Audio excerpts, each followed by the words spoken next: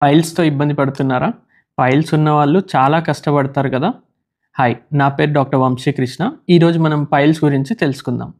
కాసేపు మనం ఈ స్ట్రానే మన డైజెస్టివ్ సిస్టమ్ అనుకుందాం. సో, ఈ అప్పర్ ఎండ్ వచ్చేసి మన మౌత్ అండ్ ఈ లోవర్ ఎండ్ వచ్చేసి మన ఏనస్. సో, మనం తీసుకునే ఫుడ్ అనేది మన మౌత్ ద్వారా మన డైజెస్టివ్ సిస్టమ్‌కి ఎంటర్ అవుతుంది. స్టమక్ లోపలికెళ్తుంది అండ్ అక్కడి నుండి ఇంటెస్టైన్‌లోకెళ్ళి డైజెషన్ అనేది జరుగుతుంది.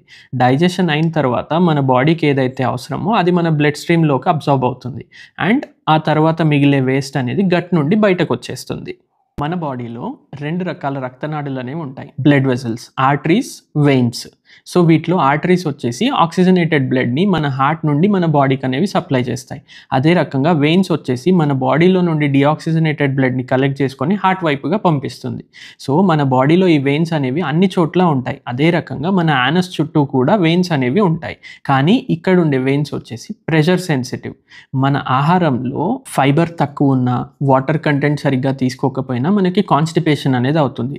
సో, ఈ కాన్‌స్టిపేషన్ అయినప్పుడు ఇక్కడుండే వెయిన్స్ పైన ప్రెషర్ ఎక్కువ ఏర్పడి ఇవి ఉబ్బెత్తుగా అయ్యి ఎలాంగేటెడ్‌గా బయటికి రావడం జరుగుతుంది. సో, దీంతో పాటు నొప్పి, మంట, బ్లీడింగ్ లాంటి కంప్లెయింట్స్ గనుక ఉన్నట్టయితే ఈ కండిషన్‌నే పైల్స్ ఆర్ హిమోరాయిడ్స్ అంటాం. హోమియోపతిలో పైల్స్‌కి ఎటువంటి మందులు వాడాలి అండ్ పైల్స్ గనుక మీకు రాకుండా ఉండాలన్నట్టయితే ఎటువంటి లైఫ్ స్టైల్ చేంజెస్ చేసుకోవాలి అనేది క్యాప్షన్‌లో చూడండి.